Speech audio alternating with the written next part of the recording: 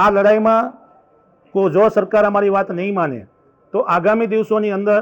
અમે 182 ગુજરાત રાજ્યના ધારાસભ્યશ્રીઓ,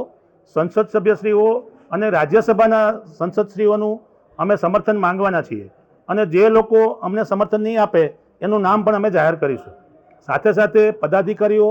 ગ્રામ્ય લેવલે, જિલ્લા લેવલે અને જનજાગૃતિ અભિયાન લોકો સુધી પહોંચે એના માટેના કાર્યક્રમો પણ અમારી અહીંયાથી જે કોર કમિટી નક્કી થશે, આ કોર કમિટીની અંદર 109 જ્ઞાતિઓ જે રાજ્ય સરકારે બિન અનામત વર્ગ તરીકે જાહેર કરી છે એ 109 જ્ઞાતિઓના પ્રતિનિધિઓની સાથે વાતચીત કરી અને કમિટી ડિક્લેર કરવામાં આવશે. આ કમિટીની અંદર જે કંઈ નિર્ણયો લેવામાં આવશે એ રાજ્ય સરકારની સામે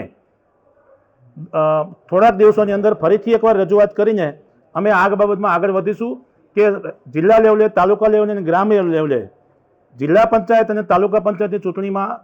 અનામત દાખલ કરવામાં આવે ઈડબ્લ્યુએસની કેટેગરી માટે અને ઝવેરી કમિશનના રિપોર્ટના આધારે જે કંઈ ખામીઓ થઈ છે, જે કંઈ અનામત દાખલ કરવામાં ભૂલો થઈ છે એ ત્વરિત દૂર કરવામાં આવે. આ બાબતના વાંધાઓ, રજૂઆતો અમે રાજ્ય સરકારને અને જે તે કમિશનને સમયાંતરે આપેલા છે. જો અમારી કોઈ રજૂઆતો સાંભળવામાં નહીં આવે તો મેં કીધું એમ ફરીથી